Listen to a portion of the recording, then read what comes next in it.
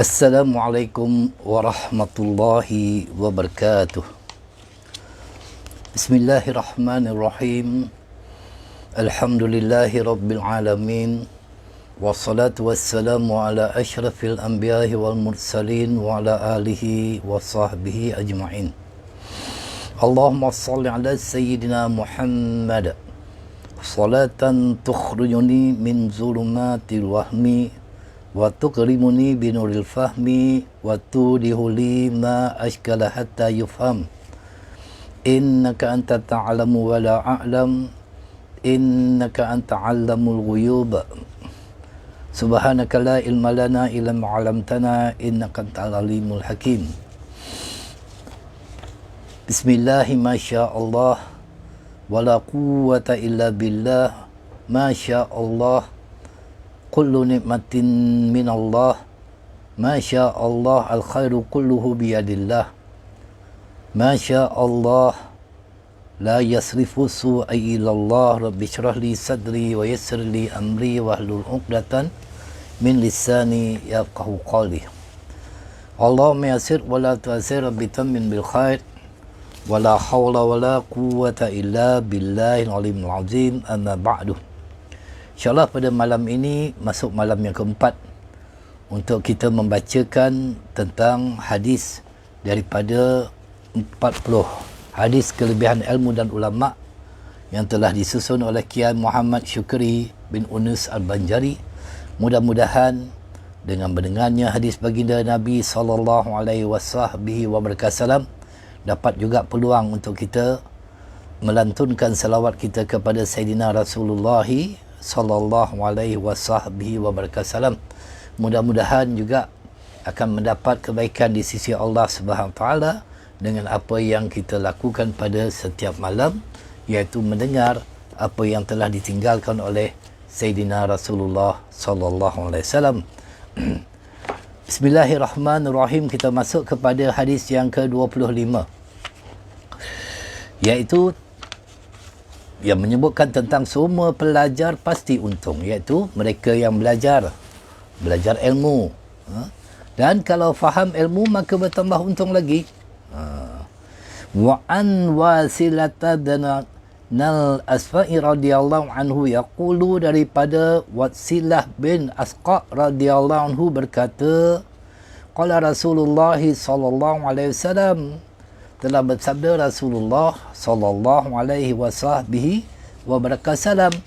man talaba ilmi fa adrakahu kana lahu kiflan minal ajr, fa in lam yudrikhu kana lahu kiflun minal ajr. Barang siapa mencari ilmu lalu ia mendapatkannya, maka baginya dapat 2 pahala. Dan barang siapa mencari ilmu tetapi ia tidak mendapatkannya, maksudnya dia tidak memahami dengan ilmu yang dia belajar, maka baginya dapat 1 pahala. Tetap juga diberi ganjaran pahala kepada setiap orang yang duduk dalam majlis ilmu. Jadi sangat untung menjadi pelajar agama itu, menuntut ilmu itu, sangat beruntung sekali. Bukan sahaja dia dapat pahala, walaupun belum faham apa-apa, tetap juga Allah ganjarkan dia dengan ganjaran pahala. Apatah lagi, ilmu pada hari ini mudah untuk kita dapati. Dengan tekan saja link daripada FB, begitu banyak para asatizah kita yang menyampaikan ilmu, yang mengambil inisiatif untuk mengajar secara maya, secara online, dan semuanya gratis, semuanya tidak perlu dibayar, semuanya percuma sahaja. Apakah lagi kalau faham ilmu yang dicarinya, maka akan mendapat 2 pahala. Masya Allah, tabarakallah. Mudah-mudahan Allah beri kepada kita kefahaman ilmu. Jadi Islam meletakkan pelajar agama itu di martabat yang paling tinggi dan di dalam keadaan yang sangat menguntungkan, walaupun secara maya, walaupun secara online, tetapi dia bersungguh-sungguh juga untuk mempelajari ilmu, untuk mendengar hadis Nabi SAW, ataupun ilmu apa saja. Tidak ada ruginya jadi penuntut ilmu. Ilmu akan bertambah, martabatnya senantiasa ditinggikan, iaitu ditinggikan oleh Allah Subhanahu wa taala.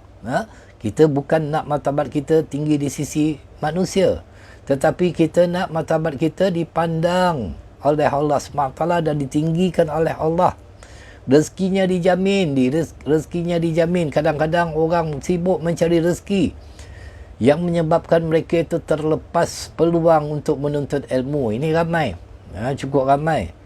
Sedangkan orang yang menuntut ilmu tu insya-Allah, kerana ini janji daripada baginda Nabi SAW, rezekinya akan dijamin oleh Allah, hidup di dunia akan lebih bahagia.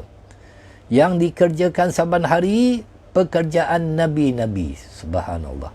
Di akhirat pula akan mendapat pahala yang besar dan ditempatkan di dalam syurga bersama dengan para anbiya dan mursalin. Apakah ada lagi kemuliaan yang lebih dari itu? Sudah tentu tak ada. Itu sebab mencari ilmu, memburu ilmu ini satu kemuliaan yang begitu tinggi, martabat yang diangkat oleh Allah SWT. Bahagia dia dunia dan akhirat nanti. Mudah-mudahan tuan-tuan dan perempuan yang berada pada malam ini bersama dengan saya senantiasa doakan agar Allah SWT mengangkat martabat tuan-tuan, dijamin rezeki oleh Allah SWT dan mendapat kebahagiaan dunia dan akhirat. Rasanya sudah tidak ada lagi pekerjaan yang lebih mulia dari menjadi penuntut ilmu. Itulah pekerjaan yang paling mulia.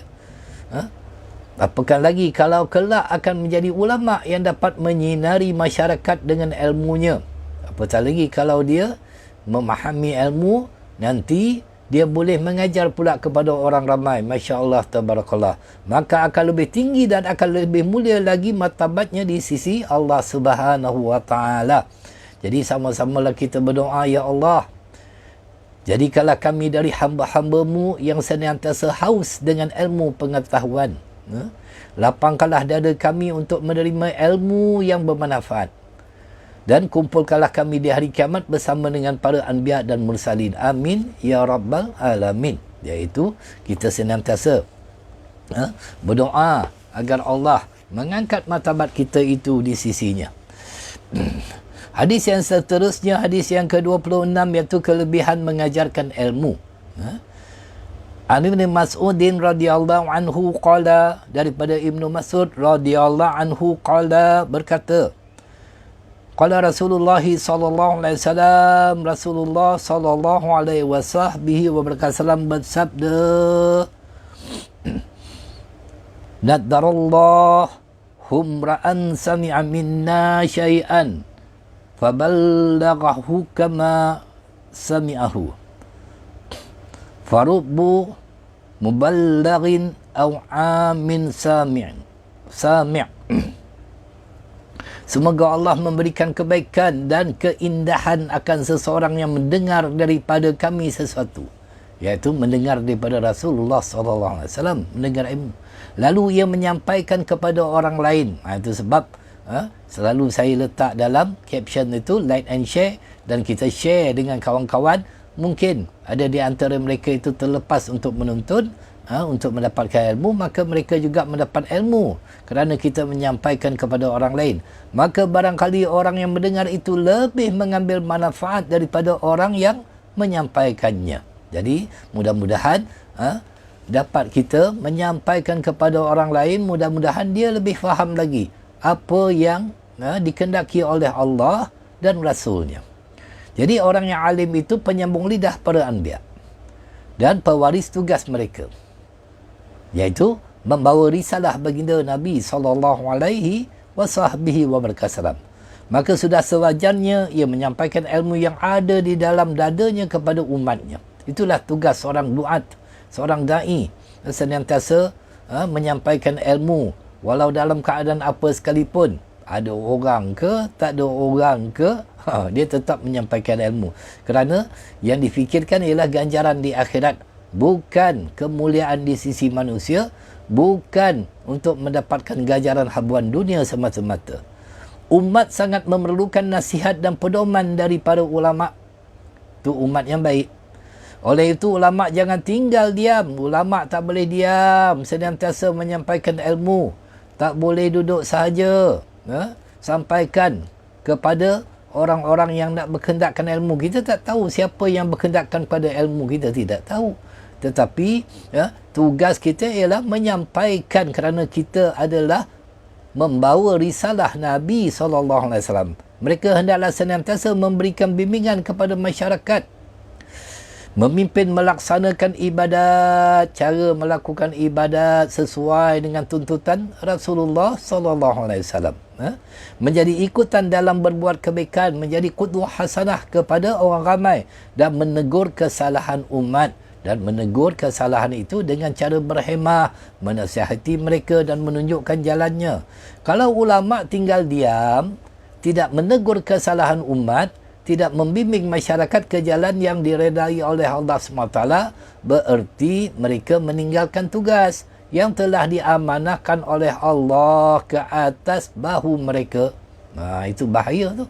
Orang yang diberi ilmu, dia sama ada orang itu ramai pendengar ke, tak ramai ke, walau satu orang sekalipun, tetap juga dia wajib untuk menyampaikan ilmu kerana dia telah diberi anugerah oleh Allah SWT ilmu pengetahuan. Oleh itu, mereka mesti bangkit dan bangun membina diri dan masyarakat. Iaitu, mesti mereka berusaha. Ada inisiatif. Tak boleh mengajar di masjid masih lagi. Belum lagi. Belum boleh lagi mengadakan majlis-majlis ilmu. Tapi Alhamdulillah, negeri Selangor telah dibuka masjid untuk solat Jumaat seramai 300 lebih orang dan solat fardu seramai 100 orang. Tetapi majlis ilmu masih lagi secara maya, secara online. Tak apalah, tetap juga menyampaikan. Tetap juga menyampaikan, bukan imbuhan yang kita nakkan daripada orang ramai ataupun daripada mana-mana pihak sekalipun, tetapi yang kita harapkan ialah mencari redha Allah. Dan mungkin juga satu amalan itu hanya sekali atau dua kali dapat kita amalkan. Tetapi bila kita telah sampaikan kepada orang lain, maka barangkali orang yang mendengar amalan itu dari kita akan lebih banyak lagi mengamalkannya. Itu sebab kadang-kadang kita menyampaikan sesuatu ilmu itu, sesuatu amalan kepada orang ramai, tengok orang ramai itu lebih lagi melakukan amalan tersebut. Maka kita akan mendapat pahala yang berlipat ganda dan keuntungan yang besar dari sebab menyampaikan amalan yang baik yang dapat diamalkan oleh orang lain. Mudah-mudahan kita sama-sama share majlis ilmu pada tiap-tiap malam yang diadakan, agar kita juga mendapat ganjaran pahala menyampaikan ilmu kepada orang lain. Hadis yang seterusnya, sampaikanlah ilmu walaupun hanya sedikit, walaupun waktunya terbatas antara maghrib dan isyak. Nanti 8.35 dah berhenti, dah masuk isyak kan. Wahani Abdillah ibn Amr ibn Khas radhiyallahu anhuma qala, daripada Abdullah bin Amr bin As radhiyallahu anhuma berkata, qala Rasulullah sallallahu alaihi wasallam, Rasulullah sallallahu alaihi wasallam bersabda, balighu anni walau ayah, sampaikanlah apa yang kamu dengar daripadaku walaupun hanya satu ayat, dapat pahala. Tadi kan dengar daripada ustaz ni menyampaikan begini begini, dapat kita pahala. Masya Allah, tabarakallah, mudahnya kerana Allah itu maha pemurah untuk memberikan ganjaran pahala kepada kita. Wahadithu an bani Israel wala haraja wa man kazaba alayya muta'ammidan falyatawad maq'adu minan nar. Dan sampaikanlah daripada apa yang kamu dengar daripada Bani Israel, maka tidak mengapa yang demikian itu.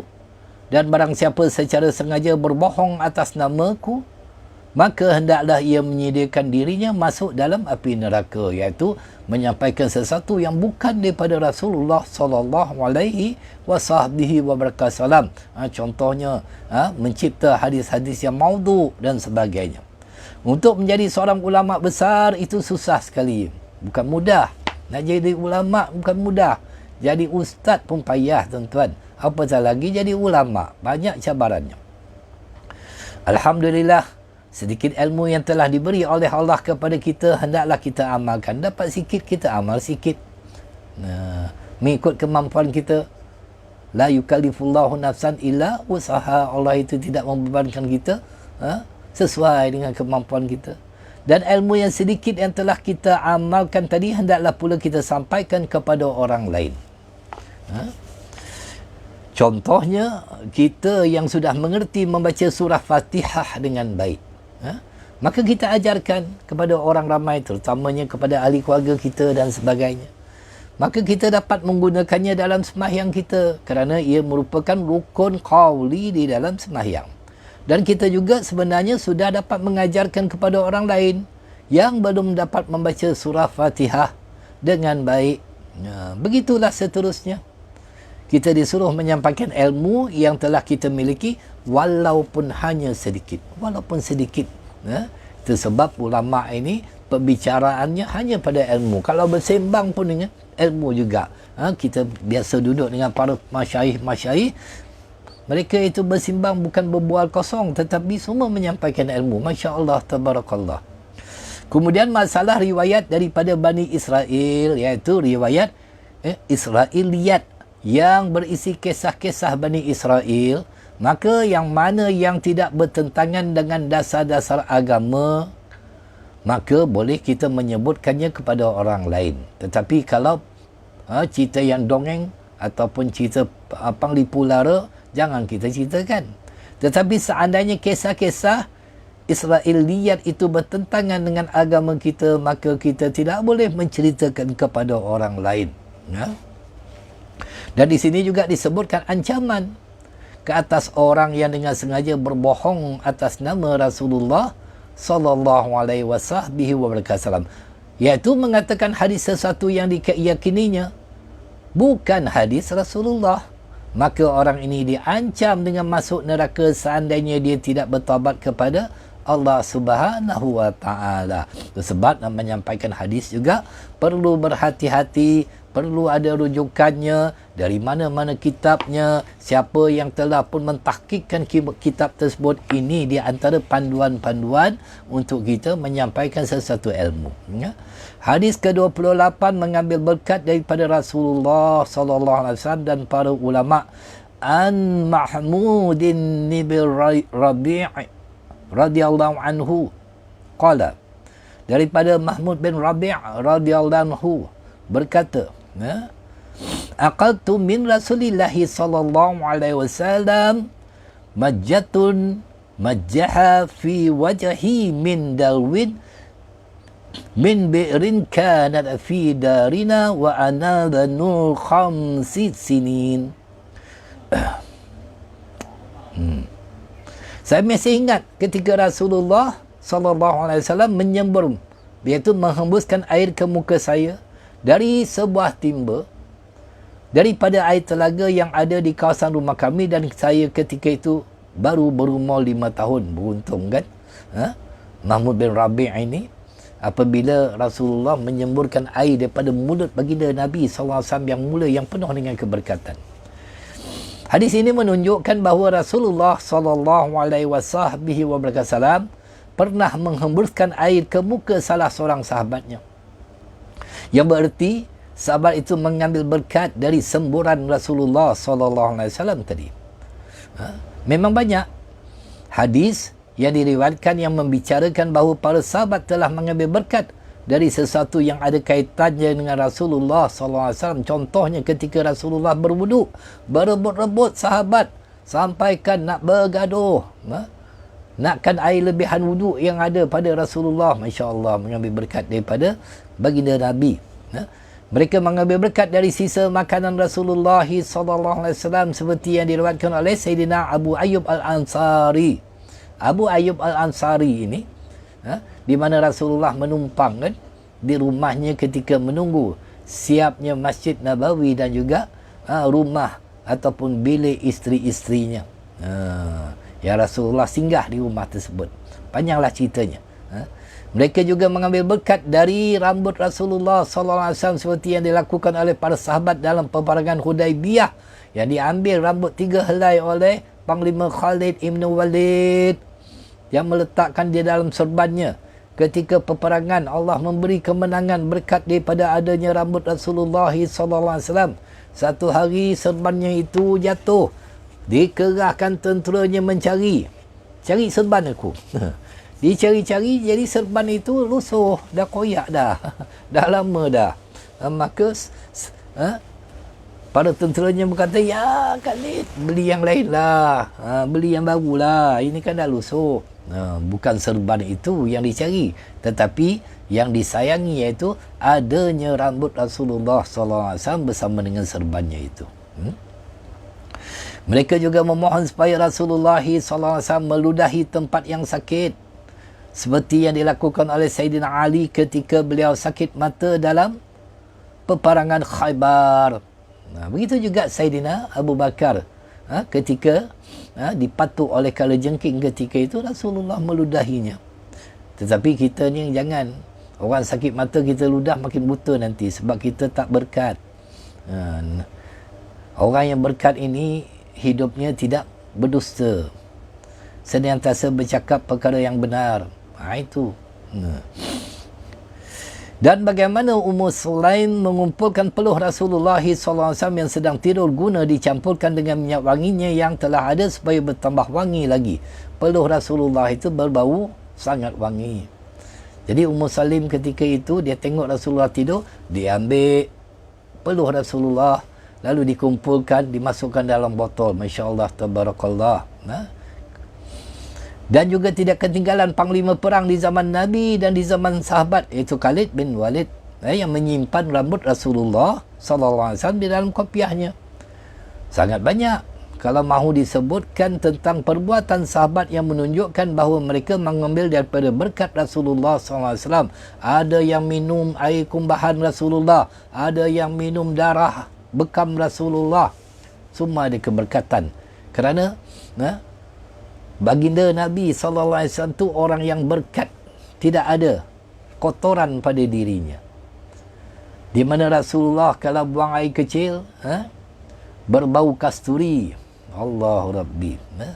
Begitulah pula yang dilakukan oleh para ulama turun-temurun memohon berkat dari orang-orang yang alim atau wali. Tidak salah untuk kita bertemu dengan orang-orang yang soleh, orang-orang yang alim yang kita yakini, minta doa daripada dia, ambil keberkatan daripada dia. Kadang-kadang diambil air itu, bacakan ru'yah, ditiup pada air tersebut. Semoga mereka menjadi sembuh dan baik dan lebih bersemangat dalam melaksanakan ketaatan. Jadi kita kalau jumpa para ulama, minta doa daripada mereka. Mengambil berkat bukan syirik atau bid'ah. Bukannya syirik, bukan bid'ah. Itu dianjurkan oleh baginda Nabi SAW. Tetapi adalah sesuatu yang sabit dalam hadis Rasulullah SAW dan perbuatan para sahabat. Manusia tidak ada yang dapat memberikan pertolongan. Memang kita itu tidak memberikan pertolongan, tetapi dengan izin Allah. Kita tahu kesolehannya, kewaliannya seseorang itu. Manusia tidak ada yang boleh bagi pertolongan ataupun mudarat, tidak boleh. Yang memberi pertolongan itu hanyalah Allah Subhanahu Wa Taala semata-mata. Kita cuma berusaha dan berikhtiar. Seperti halnya kesembuhan.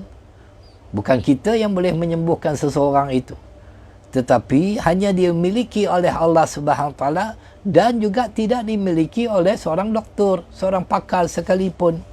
Doktor hanya merawat dan yang menyembuhkan ialah Allah semata-mata. Kita hanya bertanam dan yang menumbuhkan ialah Allah Subhanahu Wa Taala. Jadi mesti dibezakan perkara ini. Mengambil keberkatan daripada seseorang itu, berkat itu datang daripada Allah Subhanahu Wa Taala yang Allah beri kepada seseorang itu. Baik. Hadis ke-29, hati-hati bila menyampaikan ilmu. Lihat dulu siapa yang akan mendengarnya. Itu nak tengoklah dulu. Kalau di kalangan penuntut ilmu semuanya tu berbeza kita sampaikan ilmu.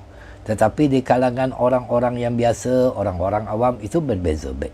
An Abi Hurairah radhiyallahu anhu qala, hafiztu min Rasulillah sallallahu alaihi wasallam wi'ain fa amma ahaduhuma fabasatsatuhu fikum Wa ammal akharu falau haddatsukum bihi quti'a hadzal balqum.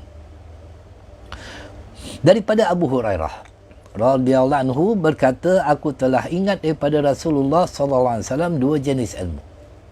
Ini adapun yang pertama, maka telah aku sebarkan kepada kamu semua, iaitu golongan tabi'in. Tabi'in ini mereka sempat bertemu sahabat, tak bertemu dengan Rasulullah, itu tabi'in. Adapun yang satu lagi, seandainya saya sampaikan kepada kamu, nescaya akan dipotong leherku, iaitu sesuatu yang tidak boleh disampaikan. Itu sebab boleh mendatangkan fitnah ataupun boleh mendatangkan ejekan dan sebagainya, ataupun dipersendakan dan sebagainya. Jadi kita mesti berhati-hati dalam menyampaikan ilmu, ya, kerana tingkatan pengetahuan manusia yang ada di hadapan kita itu kadang-kadang tidak sama. Sebab saya juga berhati-hati juga. Ada amalan-amalan, seumpama amalan untuk melihat orang mati dan sebagainya, tidak saya sampaikan, takut menjadi fitnah kepada orang ramai dan sebagainya. Ataupun amalan-amalan yang mencari adat ataupun mencari akal kita, yang di luar daripada pemikiran kita. Jadi kita takut juga nak sampaikan, takut menjadi fitnah di akhir zaman ini, ya. Dan kalau disampaikan sesuatu ilmu yang tidak sesuai dengan pengetahuan para hadirin, mungkin saja ia akan membawa fitnah atau salah faham. Bawa salah faham jadinya. Oleh itu, kalau kita berbicara di hadapan masyarakat awam, maka janganlah dibicarakan hal-hal yang hanya dapat difaham oleh orang-orang yang khusus.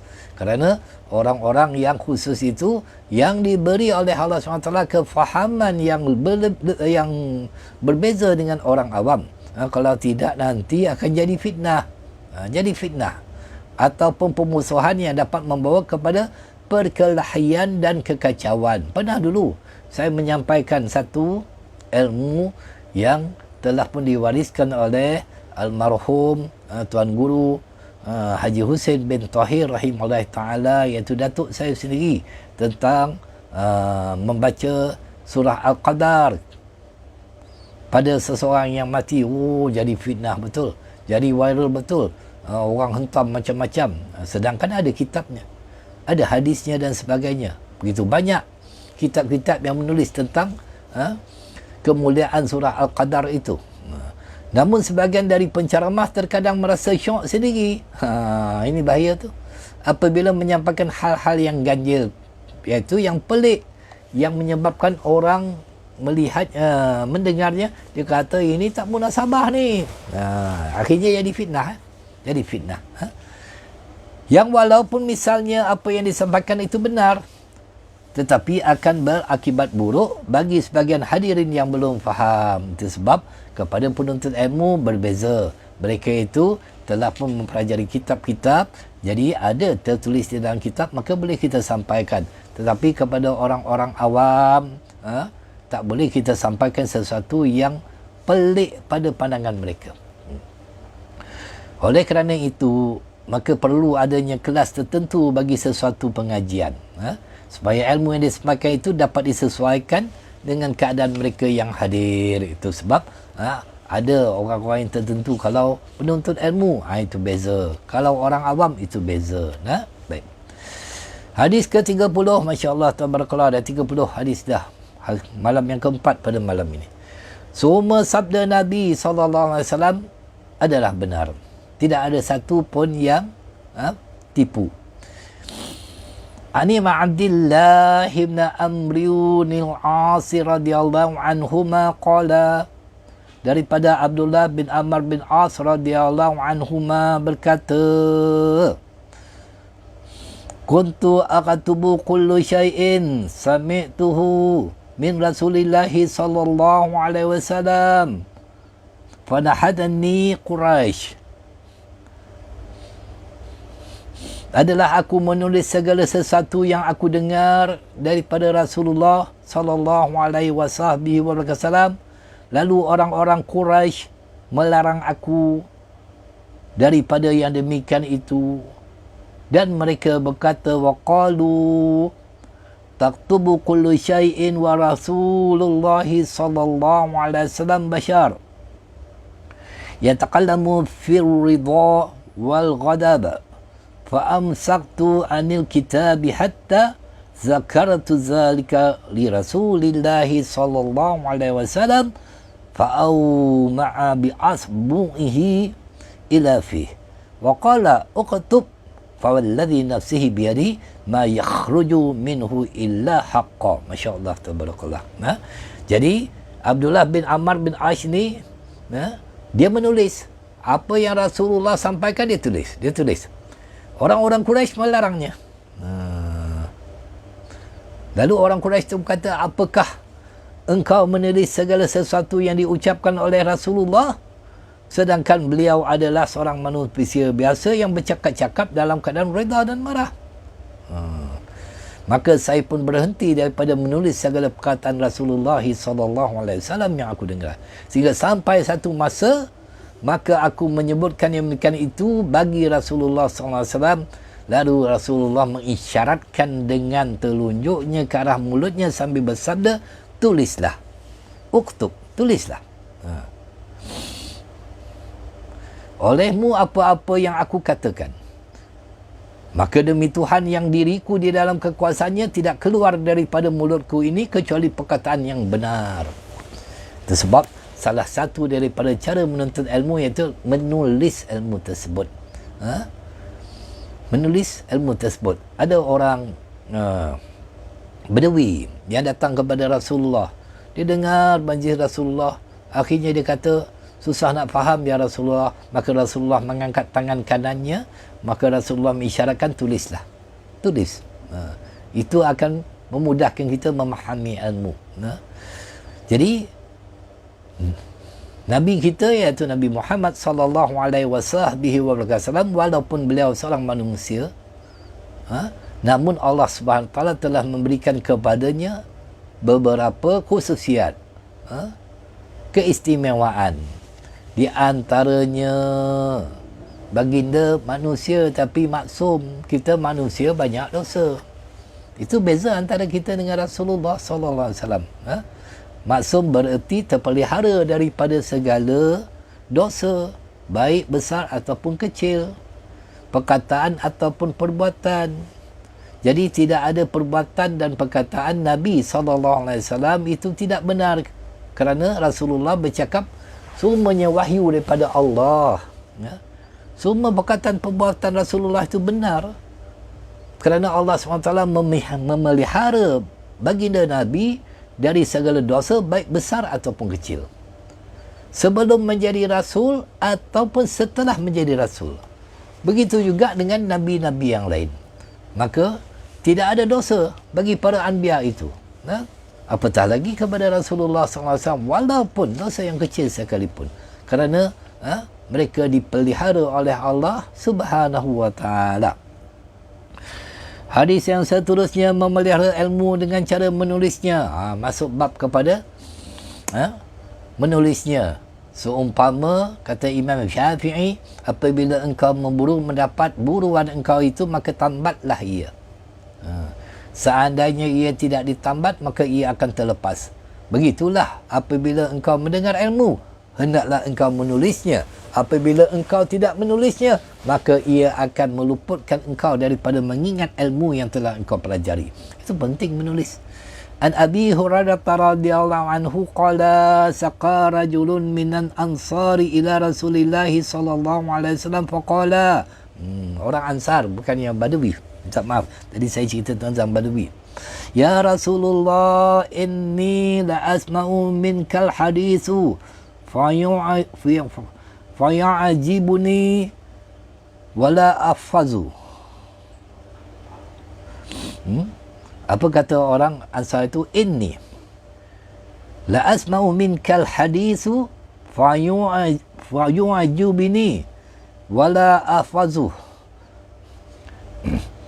Seorang lelaki daripada kalangan Ansar telah datang mengadu halnya kepada Rasulullah sallallahu alaihi wasallam, berkata, wahai Rasulullah, aku sesungguhnya mendengar perkataanmu dan aku sangat kagum dan hairan dengan keindahannya, tetapi aku tidak dapat menghafalnya. Maka apa yang perlu aku lakukan ya Rasulullah? Maka Rasulullah pun mengatakan, asta'in biyaminik, wa au ma'a biyadihi ila khat, wa au ma'a biyadihi ila khat. Hendaklah engkau menggunakan tangan kananmu, iaitu menulis, sambil baginda mengisyaratkan supaya menulis apa yang ia dengar. Itu sebab di antara masyayikh-masyayikh kami, kalau datang hadir majlis ilmu, tak bawa pen, tak bawa kertas, tak bawa buku, memang dimarahilah. Mesti menulis. Kerana ingatan kita ini terbatas.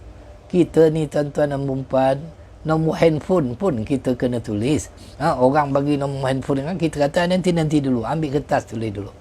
Ataupun kita mendengar resepi masakan yang disampaikan oleh chef-chef di dalam TV. Jadi orang-orang yang suka masak tu, dia siap pen dia, siap kertas dia. Tak boleh ingat. Ingatan kita ni lemah. Ingatan kita lemah. Kadang-kadang baru kita kenal seseorang tu, naik bas, jumpa dia dalam bas, sembang-sembang baru kenal, dia pun memperkenalkan dirinya, saya ni nama sekian-sekian, asal daripada sini, nak balik ke sini, bercerita-bercerita dalam perjalanan. Bila nak turun, kita tanya balik, minta maaf tadi nama siapa? Itu pun kita dah lupa. Itu kita. Maka dengan itulah saya nasihatkan kepada tuan-tuan dan puan, kalau hadir majlis ilmu, tulislah apa yang kita dengar. Kerana itu akan membantu hafalan kita. Daya ingatan ataupun hafalan manusia ini sangat terbatas. Kita mungkin ingat sesuatu untuk sekian hari atau sekian bulan. Dan beberapa perkara tertentu yang bersejarah dalam kehidupan kita, mungkin kita ingat lebih lama sedikit. Jarang ada orang yang kuat hafalannya sehingga ia ingat semua peristiwa yang berlaku 20 tahun yang lalu dengan ingatan yang sangat baik. Kadang-kadang lauk semalam apa kita makan pun kita lupa, tuan-tuan. Yang tengah hari tadi pun kita lupa. Masya Allah. Itu lemahnya kita. Kadang-kadang seorang sahabat yang duduk berdampingan dengan kita di dalam bas, yang baru saja memperkenalkan diri, sebut nama dia depan kita, bila nak turun ada lupa dah kita nama dia. Banyak kita ini nisyan, pelupa. Itu sebab eloklah kita tulis ilmu yang kita dengar. Jadi inilah salah satu caranya untuk kita dapat mengingati segala sesuatu, ialah dengan menulisnya. Apakah lagi ilmu yang luasnya macam lautan yang tak bertepi. Rasanya hampir tak ada orang yang dapat ingat segala-galanya dan terus berkekalan ia tidak lupa. Itu sebab kita tengok kan, kalau mengajar di masjid di surau, orang pen tak bawa, kertas tak bawa, apa pun tak tahu dia. Sebatang kara ya dia pergi masjid nak duduk majlis ilmu, dia dengar sambil bersandar. Keluar pada masjid dah lupa balik, tuan. Ini yang banyak berlaku sebab kita tak ada inisiatif untuk mengambil ilmu dengan bersungguh-sungguh. Oleh kerana itu para ulama ahli hadis membahagikan ad-dabtu, iaitu ingat itu kepada dua bahagian. Ada yang bernama dabtus sadri dan ada yang bernama dabtul kitabi. Dabtus sadri ini ingat di dalam dada atau hafal tanpa catatan. Seumpama Imam Bukhari, dia dengar saja boleh ingat dah. Imam Syafi'i, tu kuat ingatan, dengar saja dah boleh dah mengulangi apa yang disampaikan oleh guru tadi.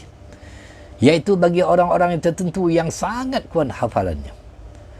Adapun dabtul kitabi itu, maka artinya ingat dengan cara ditulis di dalam kitab. Tulislah. Iaitu bagi orang yang kurang kuat hafalannya, apatah lagi umur kita semakin tua, banyak yang kita lupa. Jadi kedua-dua cara ini diterima sebagai syarat tahammul, iaitu mampu membawa atau memelihara ilmu hadis. Oleh kerana itu hendaklah kita yang lemah ingatan ini mencatat segala sesuatu yang hendak kita pelihara supaya ia tidak hilang dari ingatan kita. Jadi apabila kita catat, kadang-kadang kita simpan dalam buku, mana kan tahu nanti apabila tiba waktu dan ketikanya kita diwafatkan, kita dimatikan oleh Allah SWT, generasi yang akan datang, mungkin anak cucu kita melihat apa yang telah kita tulis tu, mereka juga mendapat ilmu. Ini faedah yang begitu besar. Hadis ke-32, yang pandai tolong menuliskan bagi yang kurang pandai. An Abi Hurairah radhiyallahu anhu qala hatta Rasulullah sallallahu alaihi wasallam fa zakara qissatan fil hadisi wa qala Abu Syah uktubu li ya Rasulullah, fa qala uktubu da Abi Syah. Daripada Abu Hurairah radhiyallahu anhu berkata, telah berkhutbah Rasulullah sallallahu alaihi wasallam akan satu khutbah. Lalu Abu Hurairah menyebutkan bahawa Rasulullah sallallahu alaihi wasallam menyebutkan di dalam khutbahnya itu satu kisah yang panjang. Dan pada akhir hadis itu disebutkan bahawa Abu Syah berkata bagi Rasulullah sallallahu alaihi wasallam, wahai Rasulullah, tolong tuliskan untukku isi kutubahmu tadi. Maka Rasulullah bersabda, tolong tuliskan untuk Abu Syah. Jadi Rasulullah minta kepada sahabat, tolong tuliskan untuk dia. Saya biasanya kadang-kadang menyampaikan ini doa begini-begini tuan-tuan. Jadi kadang-kadang ada juga jemaah datang, Ustaz tolong tuliskan doa tersebut. Jadi kita tengok ada orang yang benar, saya kata tolong tuliskan untuk orang ini. Itulah di antaranya. Jadi kita sebut dalam keterangan hadis sebelum ini bahawa satu-satu cara untuk mengingati satu masalah bagi orang kurang kuat hafalannya ialah dengan cara menulis apa yang didengar atau dilihatnya. Tetapi apa pula yang mesti dilakukan oleh seseorang kalau ia sendiri tidak mempunyai kepandaian menulis, atau ia pandai menulis tetapi lambat sekali, maka satu-satunya cara pula ialah dengan meminta bantuan kepada orang lain untuk menuliskan ilmu baginya.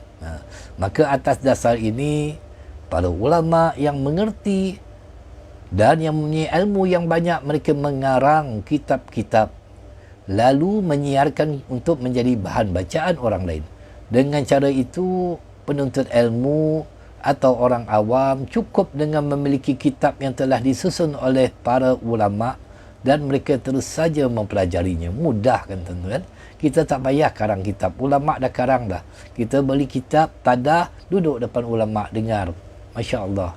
Mudah dah bagi kita. Apapun lagi di zaman teknologi yang canggih ni, bermacam-macam cara dapat ditempuh untuk mendapatkan ilmu. Daripada video, daripada live streaming begini, radio ada, TV ada, VCD ada, handphone pun ada. Kadang-kadang dalam WhatsApp kan ada, dalam FB ada. Begitu banyak. Maka alat-alat yang canggih yang dapat digunakan untuk tujuan pendidikan, pembentukan akhlak atau menyalurkan bermacam-macam ilmu pengetahuan sangat-sangat baik. Tidak ada salahnya. Yang salah ialah kita menggunakan saluran tersebut kepada perkara yang tidak sepatutnya. Jadi, manusia yang bertugas sebagai khalifah Allah di atas muka bumi ini jangan sampai menyalahgunakan alat-alat teknologi untuk menyebarkan fitnah, FB, WhatsApp, untuk menjatuhkan seseorang dan sebagainya, mengikut kehendak hawa nafsu dan sebagainya. Itulah kalau kita pandai menggunakannya, bermanfaatlah dan akan mendapat ganjaran pahala di sisi Allah. Hadis ke-33 akan kita sambung insya-Allah pada hari Jumaat Jumaat ini. Kerana besok hari Khamis, jadi hari Khamis itu kita nak membaca, beramal dengan surah Al-Kahfi. Tak kisahlah yang membaca surah Yasin ataupun yang membaca Ratib Atas dan sebagainya. Mudah-mudahan Allah SWT memberi kepada kita keluasan ilmu dan memberi kefahaman kepada kita dan mengubah kita menjadi orang yang lebih lagi mendapat ilmu dengan kita mendengar hadis baginda Nabi SAW, dan Allah SWT memberkati usaha kita dalam kita mendengar apa yang telah disabdakan oleh Sayyidina Rasulullah sallallahu alaihi wasallam. Aqulu qawli hadza wa astaghfirullahal azim li wa lakum. Rabbana atina fid dunya hasanah wa fil akhirati hasanah wa qina azabannar. Sallallahu alaihi wasallam Muhammadin wa ala alihi washabbihi ajmain. Walhamdulillahi rabbil alamin.